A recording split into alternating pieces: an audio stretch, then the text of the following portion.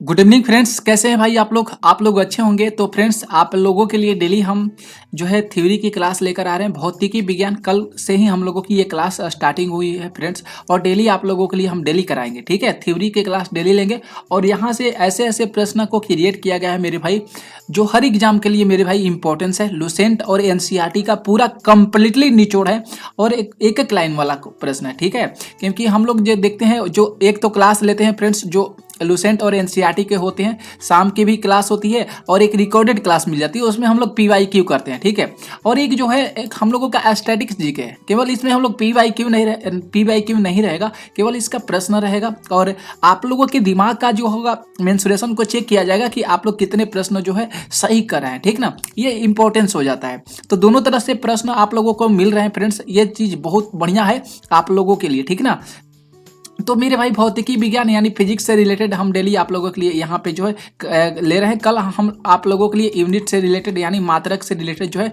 Class लिए थे। ठीक है, इसके बारे में कल बहुत बढ़िया चीज़ भी बताए थे, जो इस एसआई प्रणाली में इसके यूनिट भी बताए थे, जो इससे रिलेटेड प्रश्न बने थे, वो सारे कुछ आप लोगों को यहाँ पे बताए थे। कल भी ये चीज़ आप लोगों को बहुत अच्छे तरीका से बताए थे, तो कल वाला लेक्चर नहीं देखे होंगे तो आप लोग उसको जरूर देख लीजिएगा। ठीक है, आज की जो हम लोगों की ये क्लास होने वाली है बहुत बढ़िया है। ये हम लोग आज बात करेंगे विभिन्न प्रकार के जो भौतिक राशियां और उनके जो मूल राशियां हैं, इनके संबंध में ये चीज हम लोग देखने वाले हैं। बहुत इंपॉर्टेंस हो जाता है। ठीक है, और यहाँ से प्रश्न मेरे भाई बनते रहते हैं। अगर भौतिक राशि की बात करेंगे और इन अन्य राशियों से संबंध, तो थोड़ा सा ध्यान से देख लीजिएगा, सब कुछ यहाँ से क्लियर हो जाएगा और आपके एग्जाम में प्रश्न बनते तो बनते ही हैं। यहाँ पे अगर क्षेत्रफल की बात किया है तो क्षेत्रफल का जो मात्रक जो राशियाँ होता है, क्षेत्रफल का जो होता है यहाँ से लंबाई गुणे चौड़ाई होता है। ये चीज़ आप लोगों को अच्छे से पता है। ये जो है फ्रेंड्स हम लोगों का जो न्यूमेरिकल आता है ना, उस चीज़ को बनाने में सहायता करता है। आयतन की बात करेंगे, जो यहाँ पे लंबाई गुणे चौड़ाई गुणे ऊंचाई होता है। घनत्व की डेंसिटी की बात करेंगे, द्रव्यमान बटा में क्या होता है, आयतन होता है। द्रव्यमान बटा में आयतन होता है, याद रख लीजिएगा सभी लोग। ठीक है, वेग और चाल की बात करेंगे तो विस्थापन बटा में समय, या विस्थापन यानी विस्थापन को दूरी बोला जाता है, तो क्या हो जाएगा, दूरी बटा में समय हो जाएगा। ठीक है, रैखिक संवेग की बात करेंगे तो द्रव्यमान गुणा वेग को कर लीजिएगा सही। तो अगर त्वरण की बात करेंगे, एक्सेलरेशन की बात करेंगे तो वेग में परिवर्तन बटा में क्या होता है, समय होता है। ये सारा कुछ आप लोगों के दिमाग में होना चाहिए।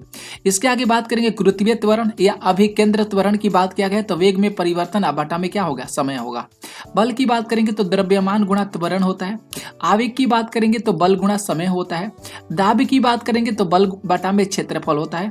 कार्य या ऊर्जा की बात करेंगे तो बल गुणा विस्थापन हो जाता है। ठीक है, इसके आगे बात करेंगे शक्ति का जो हो जाएगा कार्य बटा में समय होता है।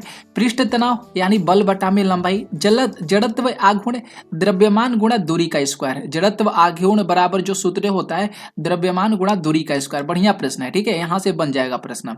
आवृत्ति का मात्रक तो हर टच होता है, ये होता है कंपन बटा में समय होता है। ये सारा कुछ ध्यान में रखना होगा।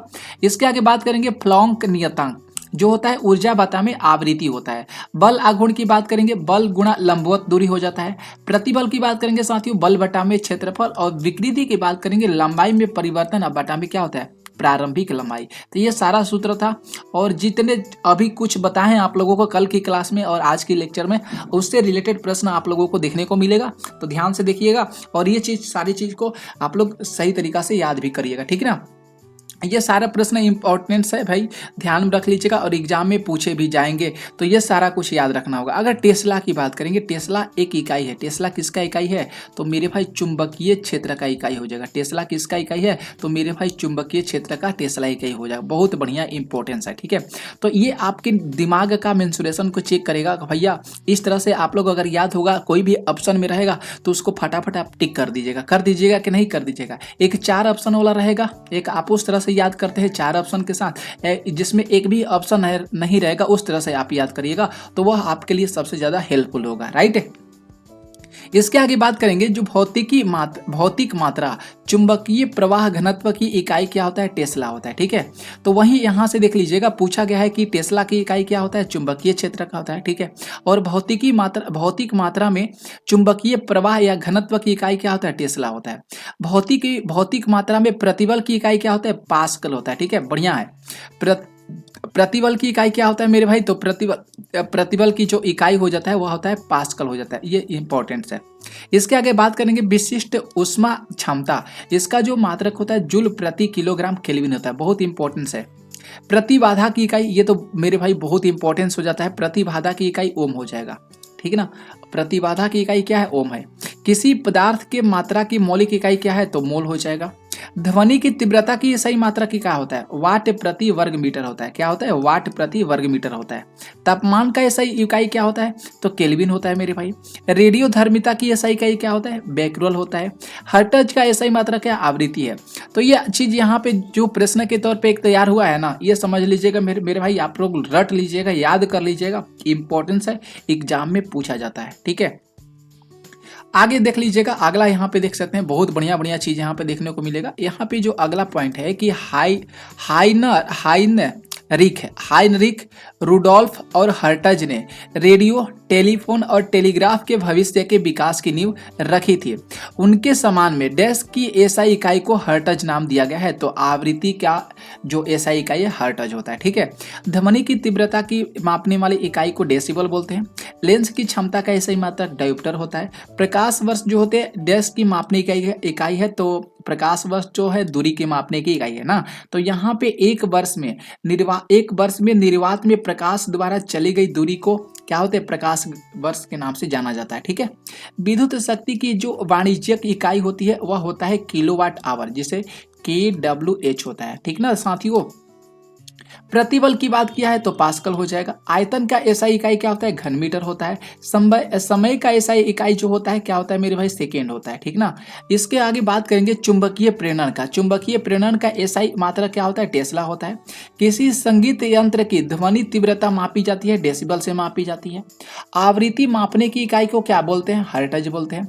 पाराध्वनिक गति का मापन किया जाता है मैक संख्या के आधार पे।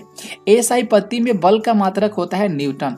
और एसआई पत्ती के बात किया है। और सीजीएस में यहाँ पे कह देगा मेरे भाई, अगर पूछ देगा सीजीएस में क्या होता है, तो सीजीएस में आप लोग डाइन याद रख लीजिएगा, ठीक ना। वायुमंडलीय दाब की इकाई क्या होता है? बार होता है। गतिशील श्यानता की एसआई इकाई क्या होता है? तो पास्कल सेकेंड होता है। क्या होता है? पास्कल सेकेंड होता है। आगे बात करेंगे शक्ति का। शक्ति का मात्रा क्या होता है? जूल प्रति सेकेंड होता है।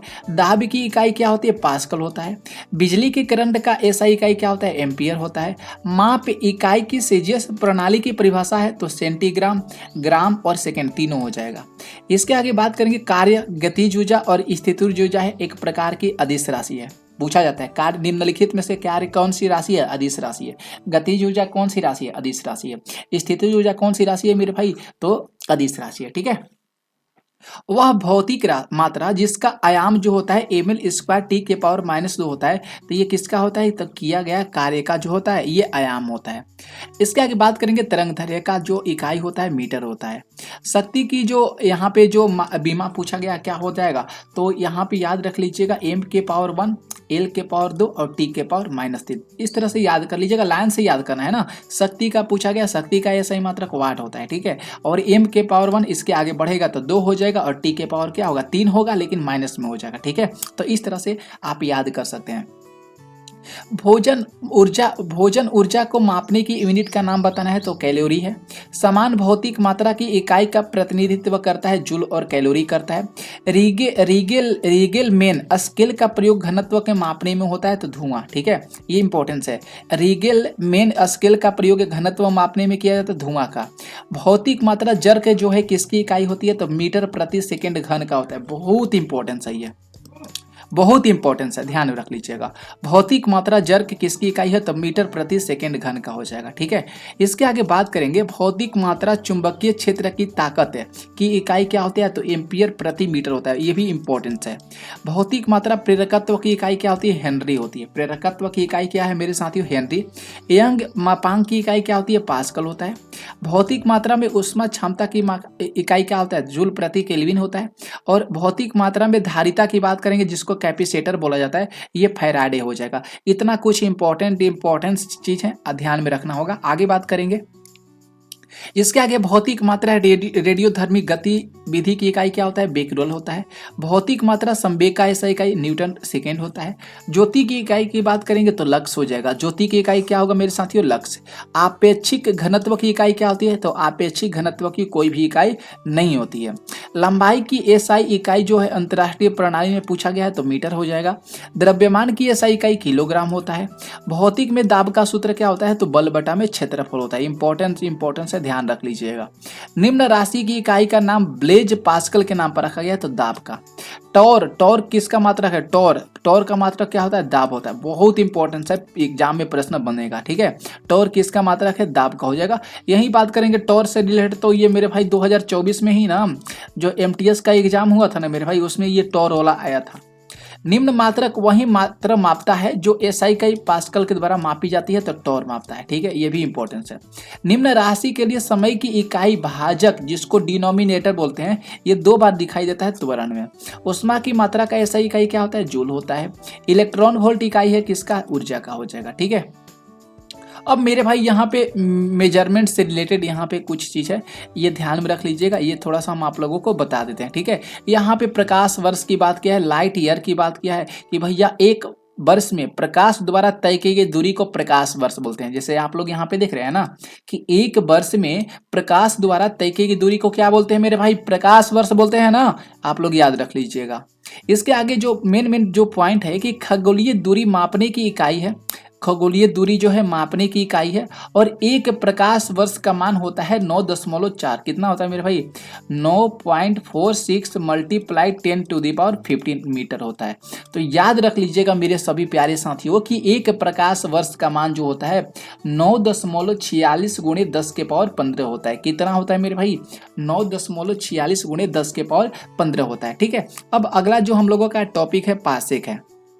पार्सेक देख लीजिएगा, ये तो आप लोग देख सकते हैं, ये प्रकाश वर्ष है, ये आप लोग देख सकते हैं ना। यहाँ पे पार्सेक में पूछा गया है पहले कि खगोलीय दूरी को व्यक्त करने के लिए किसका प्रयोग किया जाता है, पार्सेक का किया जाता है। खगोलीय दूरी को व्यक्त करने के लिए किसका प्रयोग किया जाता है मेरे भाई, तो पार्सेक का किया जाता है। कभी भूलना नहीं है, याद कर लेना है। इसका मान की बात करेंगे तो मेरे भाई 3 गुणे 10 के पावर कितना होता है, 16 होता है। 3 गुणे 10 के पावर 16, या इसको हम बात करें, ये तो मीटर में होता है। अगर प्रकाश वर्ष की बात करेंगे तो 3.262 है, वर्ष कर लीजिएगा। क्या करना होगा, 3.262 वर्ष प्रकाश वर्ष कर लीजिएगा, ठीक है। अब इसके आगे बात क्या है बैरल का। देखिए जो प्रश्न बनेंगे ना इस चीज से यही लिए हैं, इसके फालतू अलावा कुछ चीज नहीं लिए हैं। यह पूरा लिसेंट और एनसीईआरटी का है भाई, ध्यान रख लीजिएगा। बैरल की बात करेंगे मेरे भाई, बैरल क्या होता है, तो बेलनाकार एक प्रकार का कंटेनर होता है बैरल, ठीक है, जो कांचा तेल को मापा जाता है, जिससे कांचा तेल का मापा किया जाता है बैरल का। बैरल का मतलब होता है मापन। मापन क्या करते हैं भैया, कांचा तेल को मापता है। आयतन क्या होता है, तो बैरल का आयतन जो होता है 159 लीटर होता है। ये बहुत इंपॉर्टेंस है, कितना होता है, 159 लीटर जो होता है इसका आयतन होता है, ठीक है। यहाँ पे देख सकते हैं फ्रेंड्स, डॉप्सन की बात किया गया है। डॉप्सन क्या है, तो वायुमंडल के ऊर्ध्वाधर स्तंभ में उपस्थित किसी गैस की मात्रा की जो मापने की इकाई होती है डॉप्सन बोला जाता है। तो वायुमंडल की बात आ गया कि जो देख रहे हैं ना, वायुमंडल के ऊर्ध्वाधर स्तंभ में उपस्थित किसी गैस की जो मात्रा होती है उसी को मापने की इकाई को डॉप्सन बोला जाता है। वायुमंडल जो होते हैं ओजोन को मापते हैं, वायुमंडलीय जो होते हैं ओजोन को मापते हैं, ये भी ध्यान में आप लोग रख लीजिएगा, राइट। इसके आगे बात करेंगे क्यूसेक का। क्यूसेक यानी प्रवाह मापने की इकाई क्यूबिक फीट प्रति सेकंड का संक्षिप्त रूप माना जाता है। यह भी याद रखना होगा कि मेरे भाई ध्यान में रख लीजिएगा, ठीक है। तो ये सारा कुछ आप लोगों को दिमाग में होना चाहिए साथियों, याद रख लीजिएगा, ठीक ना, कि प्रवाह मापने की इकाई क्यूबिक फीट प्रति सेकंड का संक्षिप्त रूप है और व्यक्त किया गया नदियों के जल प्रवाह को मापा जाता है। तो ये सारा कुछ याद रखना होगा। तो मेरे भाई आज के लेक्चर में बस इतना ही, मिलते हैं हम लोग अगले क्लास में। तो आज का लेक्चर आप लोगों को कैसा लगा मेरे भाई, आप लोग जरूर कॉमेंट करके बता दीजिएगा। मिलेंगे अगले क्लास में, तब तक लिए थैंक यू।